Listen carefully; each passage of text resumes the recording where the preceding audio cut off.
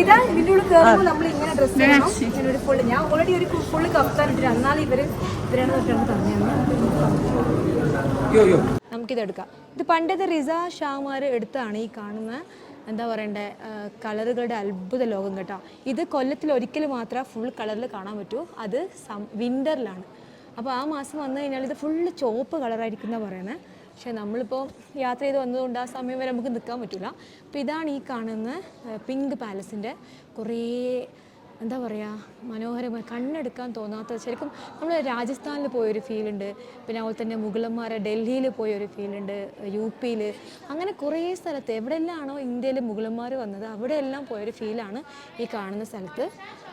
അപ്പോൾ ഇവിടെ ആളുകൾക്ക് പർദ്ദക്ക് പകരം ഇതൊരു പള്ളി ആയതുകൊണ്ട്, ഇത് പണ്ട് റിസ ഷാമാരെ ഒരു വലിയ പാലസാണ്. അതിനുശേഷം റെവല്യൂഷൻ വന്നല്ലോ 79-ൽ ഇങ്ങോട്ടേക്ക് ഇറാനിൽ പുതിയ പാർട്ടിയും ഡെമോക്രസി ഭരണവും വന്ന സമയത്ത് ഇവിടുത്തെ ഗവൺമെൻറ് ഇതൊരു മോസ്കാക്കി മാറ്റി.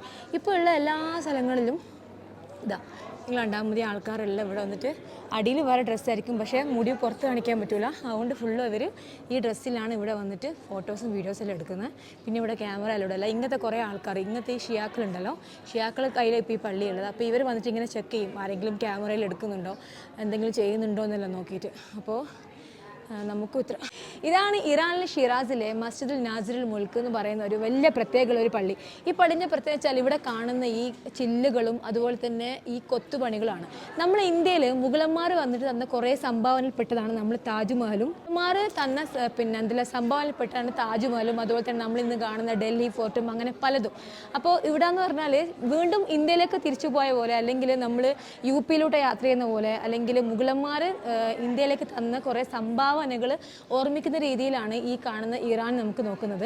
അതുപോലെ തന്നെ രാജസ്ഥാൻ, നമ്മൾ ഇന്ത്യയിലെ രാജസ്ഥാനിലെ പണ്ടത്തെ രാജസ്ഥാനിലെ കുറേ രാജാക്കന്മാർ ഭരിച്ചിരുന്ന സമയത്ത് അവർ കുറേ പാലസും അതുപോലെ തന്നെ കുറേ സംഭവങ്ങൾ ഉണ്ടാക്കിയിട്ടുണ്ട്.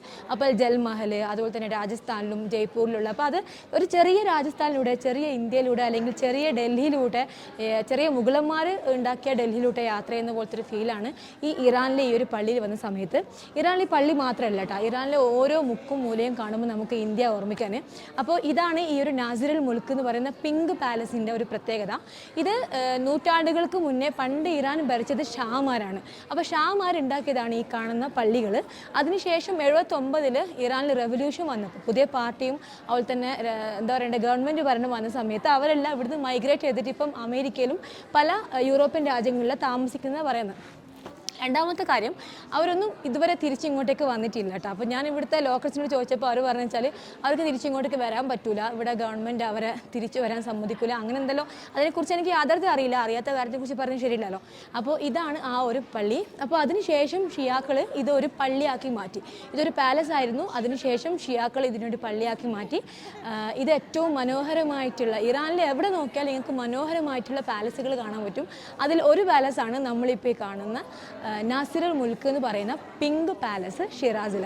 അപ്പോൾ നമുക്കൊന്ന് ശരിക്കൊന്ന് കണ്ടു നോക്കാം. ഇതിപ്പം ഇതിൻ്റെ ഓരോരോ കാഴ്ചകൾ നിങ്ങൾ നോക്കുകയാണെങ്കിൽ ഇതാ ഫുള്ളും കൊത്തുപണികൾ, ഇറാനിയൻ കൊത്തുപണികളിലാണ് ഉണ്ടാക്കിയിട്ടുള്ളത്. നിങ്ങൾ കണ്ടോ, ഇതാണ് ഇറാൻ്റെ പ്രത്യേകത. ഇത് 100% ഹാൻഡ് മെയ്ഡിൽ ഉണ്ടാക്കിയ കൊത്തുപണികളാണ് കേട്ടോ ഈ കാണുന്നതെല്ലാം.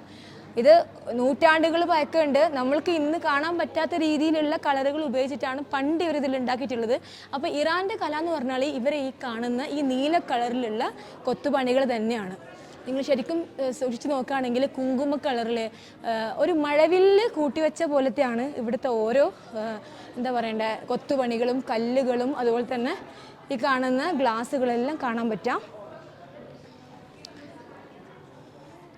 ഈ കണ്ണാടികൾ നോക്കിയാൽ മനസ്സിലാവും, പല നിറത്തിലുള്ള കണ്ണാടികളാണ് കേട്ടോ. ഇത് നീലയുണ്ട്, പച്ചയുണ്ട്, ചുവപ്പുണ്ട്, അങ്ങനെ നമ്മളെ കണ്ണിനെ എന്താ പറയണ്ടേ, നമ്മൾ കണ്ണെടുക്കാൻ പറ്റാത്ത രീതിയിൽ ഉണ്ടാക്കി വെച്ചിട്ടുള്ളൊരു നിർമ്മാണമാണിത്. എല്ലാവരും ഇവിടെ ഇരുന്നിട്ട് ഇങ്ങനെ വീഡിയോ എടുക്കും കേട്ടോ. ഈ ലൈറ്റ് ഭയങ്കര സ്റ്റൈലാണ്. അപ്പോൾ ആൾക്കാർ ഈ തട്ട് നിർബന്ധം കേട്ടോ, ഇതിട്ടിട്ട് മാത്രമേ ഇരിക്കാൻ പറ്റൂ. ഇവരാണെങ്കിൽ ആരെങ്കിലും തട്ടം കഴിക്കുന്നുണ്ടോ നോക്കി ഇവിടെ തന്നെ ഉണ്ട്. പക്ഷെ എല്ലാവരും ഇങ്ങനെ മുടി കാണിച്ചിട്ട് ഇരിക്കുന്നു കേട്ടോ. ഇതാണ് ഇവിടുത്തെ ഈ ഒരു ലൈറ്റും കാര്യങ്ങളെല്ലാം നിങ്ങൾ നോക്കിയാൽ മനസ്സിലാക്കാൻ പറ്റും. ഇതിന് ഇവിടെ ഒന്ന് ഏറ്റവും വെളിച്ചം വരുന്നത് ഈ കാണുന്ന ചില്ല് ജാലകത്തിലൂടെയാണ്. അതിപ്പോൾ ഫോണിൽ എത്രമാത്രം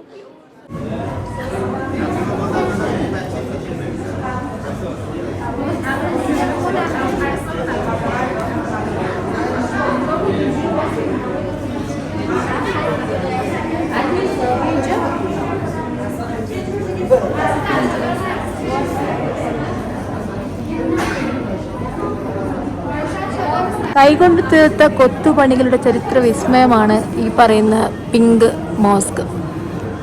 നൂറ്റാണ്ടുകൾ പഴക്കമുള്ള, നമ്മൾ ഒരിക്കലും നമുക്ക് ഇമാജിൻ പോലും ചെയ്യാൻ പറ്റില്ല എങ്ങനെയാണ് അന്നത്തെ ആളുകൾ കൊത്തുപണി, ഒരു തരത്തിലുള്ള മെഷീനുകളും കണ്ടുപിടിക്കാത്ത സമയത്താണ് ഈ കാണുന്ന കല്ലുകളിലെ കൊത്തുപണികൾ. അതും വെറും കൊത്തുപണിയല്ല, പല നിറത്തിലുള്ള കളറുകൾ കൊണ്ട് എന്താ പറയണ്ടേ, ചായം തേച്ച ചുമരുകളാൽ നിർമ്മിതമായതാണ് ഈ കാണുന്ന മോസ്ക്. ഇന്ത്യയുടെ ചരിത്രം, അല്ലെങ്കിൽ ഇന്ത്യയിൽ കുറേ യാത്ര ചെയ്ത് നമുക്ക് ഇതൊന്നും വലിയ പുത്തരില്ല. പക്ഷെ ഇത് ഈ കല്ലുകൾ ശ്രദ്ധിച്ചാൽ മനസ്സിലാവും, ഓരോ സമയത്ത് വെളിച്ചം സൂര്യപ്രകാശം വന്ന് അടിക്കുന്തോറും ഈ കാണുന്ന ഈ കൊത്തുപണികളുടെ നിറങ്ങൾ ഇങ്ങനെ ആ കാണുന്ന കണ്ണാടിയിലേക്ക് പ്രതിഫലിക്കുക ചെയ്യുക. അതിൽ വേറെ തന്നെ ഒരു ലൈറ്റും അതോടെ വരും ചെയ്യും. അന്നേരം ഈ കാണുന്ന മുഴുവൻ പള്ളിയിലേക്കും ഇതിൻ്റെ ഒരു ലൈറ്റ്, പല കളറിലായിട്ട് ഇങ്ങനെ ഇതിലേക്ക് കയറും. നല്ല വെയിലായത് കാരണം നമുക്കിത് അങ്ങനെ കാണാൻ കഴിയില്ല. പക്ഷെ ഇവിടെ ക്യാമറ അലൗഡ് അല്ലാത്തതുകൊണ്ട് ഫോണിൽ മാത്രം നമുക്ക് വീഡിയോ എടുക്കാൻ പറ്റൂ. ഇതന്നെ ഒരു കൊട്ടാരമാണ്, പണ്ടത്തെ ഷാമാര കൊട്ടാരമാണ് ഇവരിപ്പോൾ പള്ളിയാക്കി മാറ്റിയത്. പണ്ടത്തെ ഒരു സംഭവം ഇവിടെ ഇറാൻ ഗവൺമെൻറ് ബാക്കി വെച്ചിട്ടില്ല, എല്ലാവരും മ്യൂസിയം ആയിട്ട് മാറ്റി. നോക്കിയേട്ടാ, ഇതിൻ്റെ ഉള്ളിലേക്ക് പോകുമ്പോൾ നമ്മൾ വേറെ എന്തോ ഒരു കാഴ്ചൻ്റെ ഉള്ളിൽ കയറുന്ന പോലെയാണ്.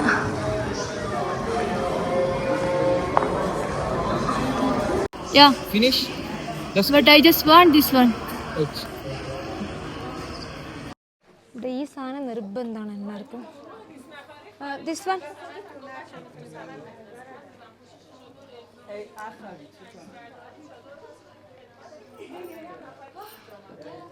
زيارات القابل ناجرة. Kabul? قابل زيارات القابل برا. Kabul means what?